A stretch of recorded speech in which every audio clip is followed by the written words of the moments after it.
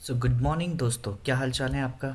मैं अभिषेक एक बार फिर से स्वागत करता हूँ आप सबका अपने यूट्यूब चैनल पर जिसका नाम है रोज दैट।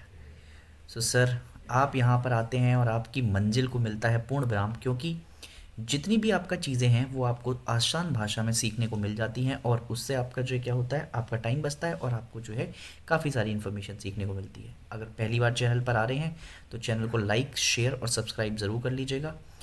अगर आज के मुद्दे के बारे में आपका बताना चाहूँ तो आज का जो मुद्दा है वो है CAA। सर ये क्या होता है? Constitution amendment act? नहीं नहीं, ऐसा कुछ नहीं है, ठीक है। इसको कहते हैं सर आपका सिटीजनशिप अमेंडमेंट एक्ट। सर ये क्या होता है सिटीजनशिप? तो अगर हिंदी मीडियम अगर कोई है यहाँ पर तो उसको कहते हैं नागरिकता कानून अधिनियम। नागरिकता की जितनी भी बातें आपका बताई गई हैं उस नागरिकता को देने का काम या उसको छीनने का काम, ये सारा हमारे कॉन्स्टिट्यूशन में पार्लियामेंट को दिया गया है। और पार्लियामेंट आपका जो है इस काम के लिए नोडल एजेंसी होती है कि अगर किसी को भी आपका नागरिकता देनी है या कुछ करना है तो वो आपका किसके ऊपर डिपेंड करेगा? पार्लियामेंट के ऊपर, ठीक है। ऐसी खबरें आपका सुन ली होंगी, कल रात से लगातार आप खबरें सुन रहे होंगे। 11 मार्च और 2024, ये ऐसा दिन, ऐतिहासिक दिन, जिस दिन आपका जो है पूरी कंट्री में आपका CAA लागू हो चुका है। अब दो क्वेश्चन आपका लोगों के दिल में बार बार आ रहे हैं। क्या ये आपका जो है सिटीजनशिप एक्ट हमारी नागरिकता को ख़त्म कर देगा? क्या हमारे घरों में आपका पड़ जाएगी रेड? अरे रुक जाओ भैया, रुक जाओ रुक जाओ, तुम्हारे घरों में रेड आपका नहीं पड़ रही है, कहीं नहीं जा रहे। पूरे कानून में आपका ऐसी कहीं पे बात आपका लिखी हुई नहीं है। ये कानून आपका नागरिकता देने का काम कर रहा है, नागरिकता को छीनने का काम नहीं कर रहा है। अगर ऐसी बात है तो पहले ये समझाओ कि नागरिकता वगैरह कहाँ पे बात है। अच्छा रुक जाओ, फिर तो सुन लो मेरी बात। देखो, जब फ्रीडम फाइटर्स आपका जो है बेसिकली आज़ादी दिलवा के गए तो उसके बाद हमारा संविधान ही सुप्रीम हुआ।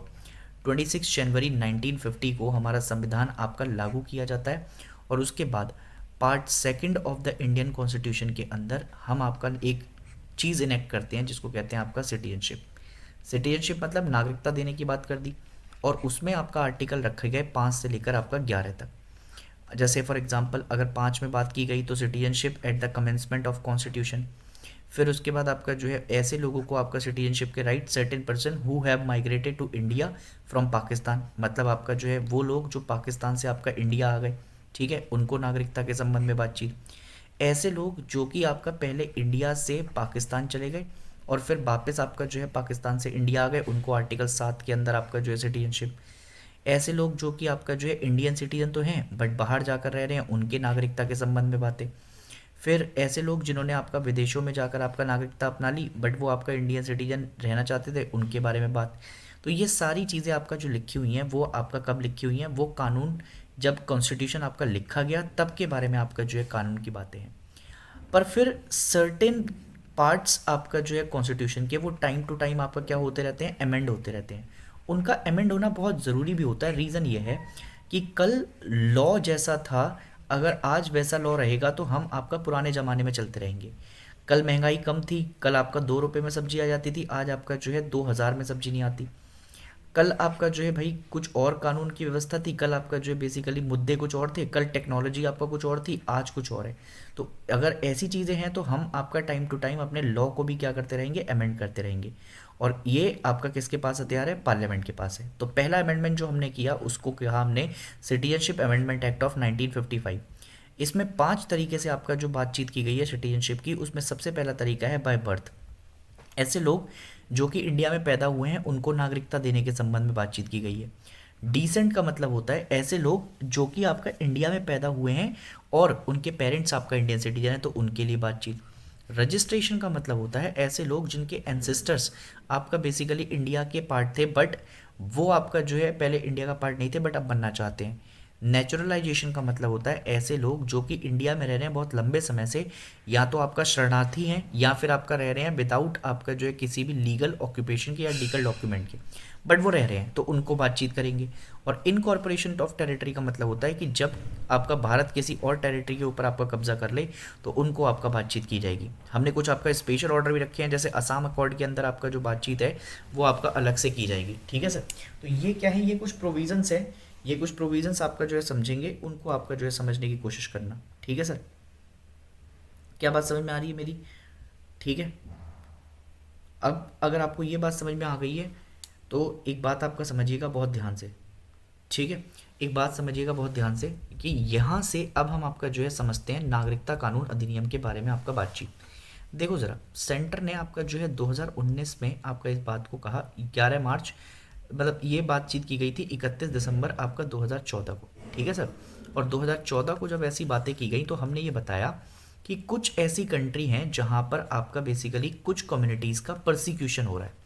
अब ये परसिक्यूशन अगर आप देखना चाहते हो तो इसके लिए मैं आपको एक पैक्ट आपका बहुत अच्छा याद दिलाता हूँ जिसको कहते हैं नेहरू लियाकत पैक्ट।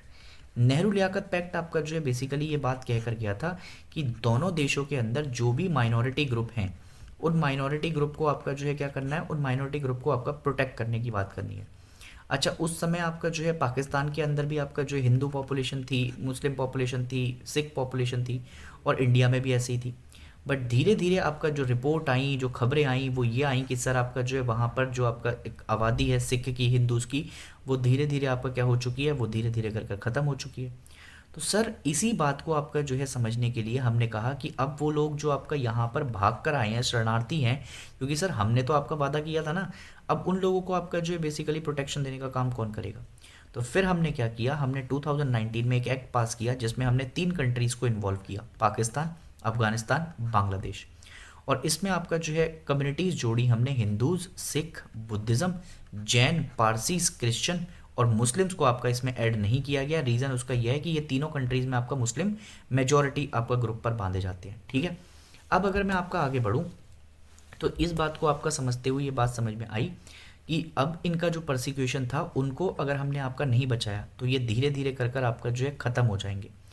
और क्योंकि हम आर्टिकल 14 के अंदर राइट टू इक्वलिटी की आपका बातचीत करते हैं, और राइट टू इक्वलिटी के अंदर जैसे अगर तुम देखोगे तो ऐसे ही आपका आर्टिकल 15 है जहाँ पर हम आपका डिस्क्रिमिनेशन को प्रोटेक्ट करते हैं। बट हम ना कुछ लोगों के लिए आपका जो है क्या कर सकते हैं, हमारा जो कॉन्स्टिट्यूशन आता है वो कुछ रीजनेबल रेस्ट्रिक्शंस के साथ आता है।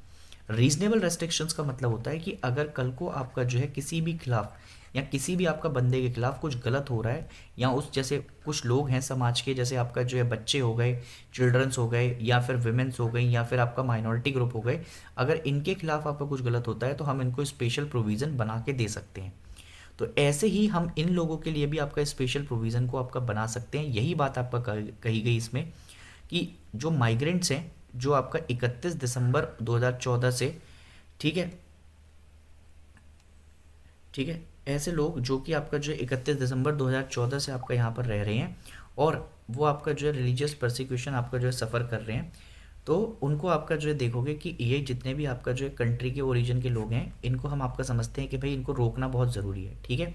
अब हम आपका ग्रांट करेंगे इनको, अब हम आपका ग्रांट करेंगे इनको कि आपका ये क्या करेंगे, नेचुरलाइजेशन एक प्रोसेस है। नेचुरलाइजेशन प्रोसेस के अंदर पहले क्या होता था कि अगर किसी बंदे को आपका क्या करना है, रजिस्ट्रेशन करना है और नागरिकता लेनी है, तो पहले इसको आपका टाइम दिया जाता था आपका 14 साल का। उस टाइम को रिड्यूस कर कर अब क्या कर दिया गया है, उस टाइम को रिड्यूस कर कर अब 5 साल कर दिया गया है। तो 5 साल और 1 साल जब वो बेसिकली अप्लाई कर रहा है उस साल, तो टोटल 6 साल को आपका जो है क्या करा जाएगा, इसमें कंसिडर करा जाएगा, ठीक है। मतलब 11 साल आपका जो है वो इंडिया में पहले रहना चाहिए था, अब कितने साल रह लेगा, 5 साल, तो उसको नागरिकता देने के प्रोविज़न हम आपका समझ जाएंगे। अब इलीगल माइग्रेंट्स आपका कौन होते हैं, ज़रा एक बार आपका उस चीज़ को समझ लो। इलीगल माइग्रेंट्स आपका हम उनको कहते हैं जो कि बेसिकली आपका फॉरेनर्स हैं और जो एक वैलिड ट्रैवल आपका जो है डॉक्यूमेंट्स के साथ आपका यहाँ पर हैं, जैसे पासपोर्ट, वीज़ा जिनके पास नहीं है। दूसरा, जो एक बहुत लंबे समय से आपका जो यहाँ पर रह रहे हैं उनके बारे में आपका बातचीत हो रखी है, ठीक है। तो ऐसे आपका लोगों के बारे में आपका बातचीत की गई है। एक्सेप्शन के तौर पर अगर आप समझोगे तो यहाँ पर आपका हमने किसको एक्सक्लूड किया है, 6 शेड्यूल को आपका एक्सक्लूड करके रखा हुआ है, ठीक है सर। इस बात को आप समझिए, ठीक सर।